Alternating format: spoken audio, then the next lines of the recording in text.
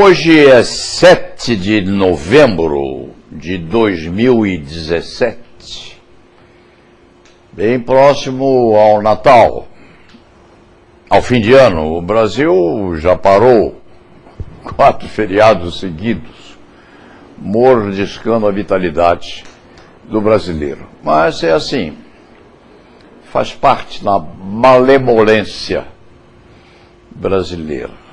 E nós vamos aqui nos tópicos, tocando a vida. Mas hoje é um dia alegre, porque é hora de falar dos literatos, dos juristas literatos, dos juristas que não só especialistas na ciência do direito são também mais alguma coisa, porque há advogados jovens, grandes esquiadores, há bacharéis que pilotam aviões, há advogados, enfim, que fazem uma porção de coisa, pintores, artistas como Paulo Autran, que nunca advogou, há médicos que não se limitam só ao uso do bisturi.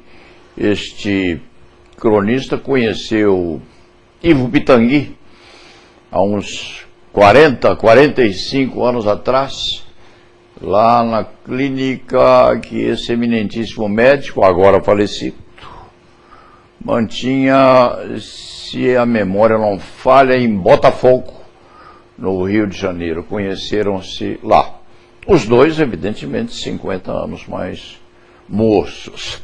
E, obviamente, este cronista não foi procurar Ivo Pitangui para uma cirurgia plástica, não. Foi lá a conversar com o ilustríssimo cirurgião plástico respeitante a um problema de natureza profissional.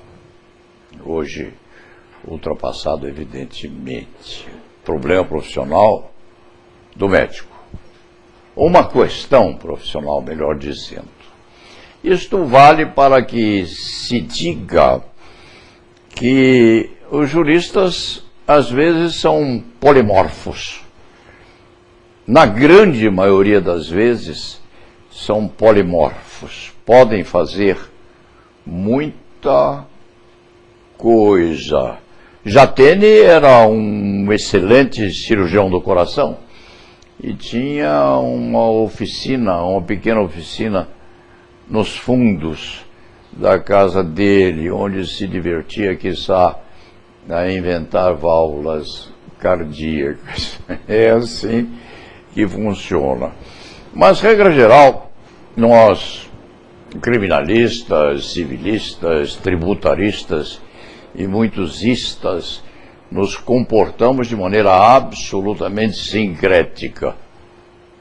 Paletó, gravata, o colarinho marcando o pescoço, as meias definindo a diferença entre os pés e os artelhos, e fingimos, ou tentamos fingir, que somos absolutamente estéticos e equilibrados. Escondemos as nossas barcas, os nossos veleiros, porque, afinal de contas, um jurista não fica bem de shorts, pés descalços, na praia, a assegurar a tranquilidade no meio das ondas. Os juristas são secos, persignam-se, são muito fechados dentro deles próprios e não permitem que a sociedade administre alguma coisa a mais do que aquela personalidade muito encerrada dentro dela própria. A verdade é que o Supremo Tribunal Federal agora, com essa abertura louca, maluca na televisão, já se põe mais, já se veem os defeitos e as qualidades de um ministro, de outro ministro, ou de uma das duas ministras que a Suprema Corte tem. Por que se diz isso? Por que se fala isso? Porque há juristas, principalmente penalistas, que não se limitam exclusivamente à ciência do direito, a investigar as culpas e as qualidades dos jurisdicionados. Obviamente, há aqueles obcecados pela persecução. Estes morrem secos, encostados na parede e perdidos na própria virulência. Não. Fala-se daqueles e daquelas criminalistas que não se limitam exclusivamente à ciência do direito penal, ao Tatbestand dos alemães, a tipicidade, a antijuridicidade e culpabilidade, falam do amor, do ódio, do castigo, da punição, sim, mas da punição em razão das paixões. Isto significa que esses e essas criminalistas deixam às vezes as togas e as becas encostadas num canto e se propõem a respirar um pouco. E se põem a disputar nas páginas de livros que escrevem as diversas maneiras de se falar das paixões humanas. É lembrar de Vicente de Carvalho, por exemplo, que foi tudo. Vicente de Carvalho foi advogado, jornalista, político, abolicionista, fazendeiro, deputado, magistrado, poeta, contista brasileiro. Este cronista tem uma foto de Vicente de Carvalho aqui à mostra.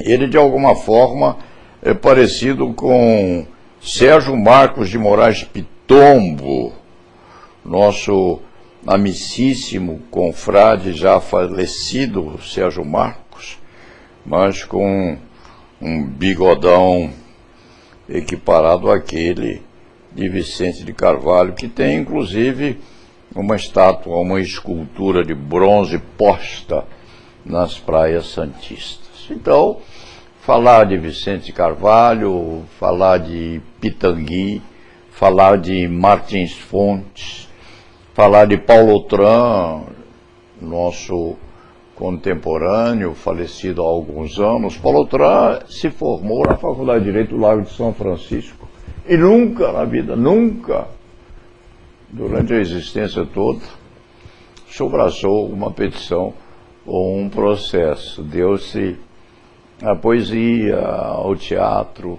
a falar das suas musas e a conversar sobre coisas outras. Ou, para não se estender muito, o cronista lembra o poetinha Vinícius de Moraes, com aquelas canções lindas que ainda fazem a emoção e a paixão de todos aqueles que as ouvem ou que querem ouvi-las.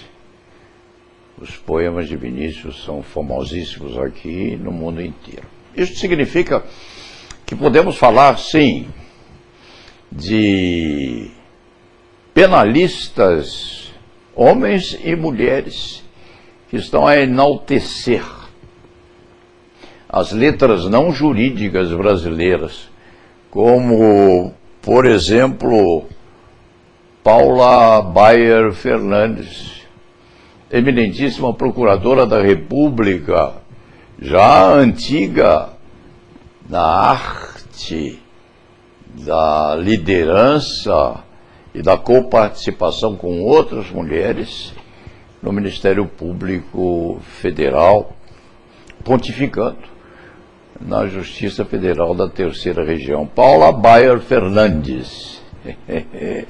É o nome de guerra da minha filha, que além de eminentíssima representante do Ministério Público Federal em São Paulo, é uma competentíssima escritora de livros não jurídicos, fora aqueles que ela escreveu voltados à ciência do direito penal, do direito processual penal em si. Paula Baia Fernandes escreve romances, e romances policiais também, como 9 Tiros em Chefe, Lidu, Esgotado, como Viagem Sentimental ao Japão, que é uma história linda, e como esse último, que é Feliz Aniversário, Silvia. Começa num quarto de hospital com uma mulher, braço na tipóia, que é sequestrada e levada para fora, em cadeira de roda, assim, mas empurrada violentamente a um destino incerto. Feliz Aniversário, Silvia, começa assim.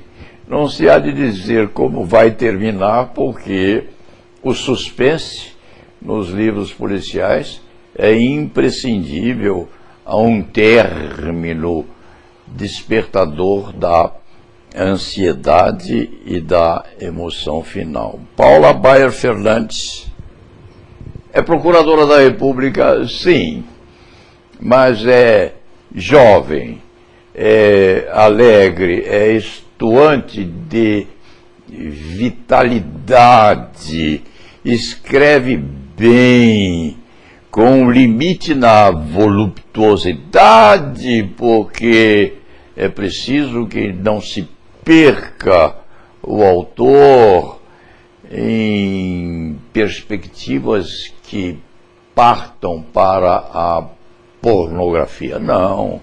As sensações, os sentimentos nos livros de Paula Baia Fernandes são mais sugeridos, os sentimentos, do que expostos. Feliz Aniversário, Silvia, está ou há de estar nas bancas cedo. Paula já escreveu livros que foram às bancas de jornais, livros com nome suposto. É curioso, uma procuradora da República perdida no anonimato, usando uma sigla ou uma locação nominal que não se ajusta exatamente à personalidade de uma jurista encerrada dentro de uma toga velha e às vezes recendendo a mofo. Isto é, evidentemente, um aconselhamento a que, de vez em quando, os nossos penalistas, os nossos civilistas, os nossos magistrados, os nossos desembargadores deixem um pouco de lado essas togas que, se e quando, parecendo as minhas 5, recendem, sim, a sofrimento, a paixões recolhidas e a pouco amor em si por aquilo que se passa em torno dos móveis vetustos dos tribunais. Porque nós, penalistas, juristas em geral, advogados, desembargadores, ministros da Suprema Corte, nós temos vida, sim. Nós temos uma existência à margem.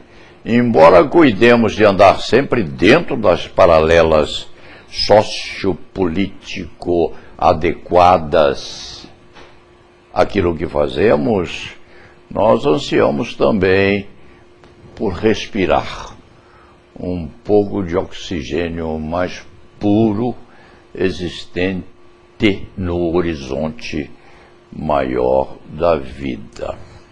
Paula está lançando Feliz Aniversário, Silvia. Talvez não seja o melhor daqueles que ela já escreveu. Eu gosto mais de 9 Tiros em Chefe, Lido.